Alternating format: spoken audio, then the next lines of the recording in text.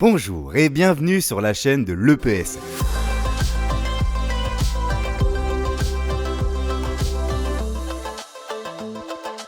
Aujourd'hui, nous allons vous parler des entreprises ferroviaires, EF pour les connaisseurs. Alors, une entreprise ferroviaire, qu'est-ce que c'est ? C'est simple.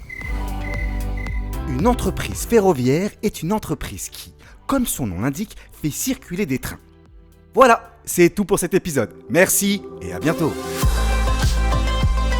On rigole, c'est plus compliqué que ça. Une EF, c'est une entreprise qui fait circuler des trains, mais elle le fait pour transporter. Soit des marchandises de la vie courante, telles que des produits alimentaires, des céréales, ou moins courantes comme des machines, des matériaux, des produits dangereux. Soit pour transporter des voyageurs sur des lignes classiques et à grande vitesse. Elle fait donc appel à des métiers différents. Des conducteurs de train, des mainteneurs, des agents pour réaliser la composition de chaque train, des agents d'accompagnement pour aider la clientèle et veiller à la sécurité dans le cas des transports de voyageurs. Et la sécurité dans tout ça ? Bah oui, quand même. Avant le premier tour de roue, une EF doit obtenir une licence ferroviaire. Elle est délivrée par le ministère des Transports. Elle permet de démontrer notamment sa capacité financière. Il est là. Une EF doit réserver un créneau, dans le jargon un sillon, auprès du ou des gestionnaires d'infrastructure. Ce sillon autorise le passage d'un train sur un parcours précis à une heure tout aussi précise.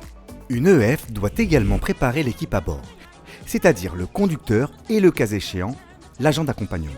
Elle doit aussi préparer le train avec la bonne locomotive et les bons wagons. Ils doivent évidemment être compatibles avec le parcours déterminé.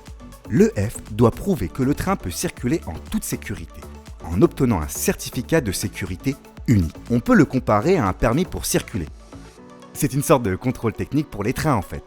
Il est délivré soit par le PSF, soit par l'Agence de l'Union européenne pour les chemins de fer. Bon, on est prêt maintenant ? Pas encore. Patience. Les entreprises ferroviaires doivent mettre en place une organisation et des moyens leur permettant de maîtriser les risques liés à l'activité, en conformité avec la réglementation européenne et nationale. Elles ont donc l'obligation de respecter les règles de sécurité édictées et, basées sur le retour d'expérience, les bonnes pratiques selon le principe d'amélioration continue permanent. Mais ces règles ne suffisent pas. On s'est rentré dedans. L'instauration d'une culture de sécurité auprès de l'ensemble des opérateurs est une condition de réussite pour que chacun soit sensibilisé aux risques à contenir. Les entreprises doivent aussi veiller en permanence aux évolutions réglementaires, normatives et technologiques instaurées afin d'éviter les accidents ferroviaires. L'organisation mise en place par l'entreprise doit faire l'objet d'une évaluation auprès de l'autorité de sécurité compétente. Cette organisation est décrite dans un système de gestion de la sécurité, plutôt appelé SGS, qui est le socle de fonctionnement de l'entreprise en sécurité. Ce système doit décrire les moyens matériels, humains et l'ensemble des processus permettant de maintenir un niveau de sécurité qui permettra aux usagers de chemin de fer de prendre un train en toute sécurité. Bon, et là, on est prêt là ? On peut lancer le F ?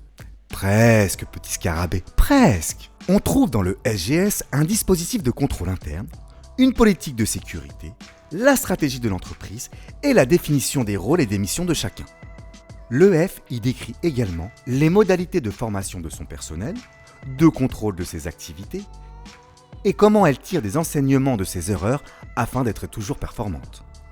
Elle montre sa capacité à fonctionner même en cas de situation dégradée. Elle montre aussi la bonne adéquation entre les moyens mis en place et l'ampleur des trafics qu'elle va réaliser. Le SGS est l'ADN de sécurité de l'entreprise ferroviaire et il évolue en permanence. En France, par exemple, il existe plus de 45 EF et en Europe, plus de 935. Bon, là on peut y aller enfin ? Oui, c'est bon, votre EF est opérationnel. Et voilà, c'est tout pour aujourd'hui. Vous avez aimé notre vidéo ? N'hésitez pas à nous suivre sur LinkedIn.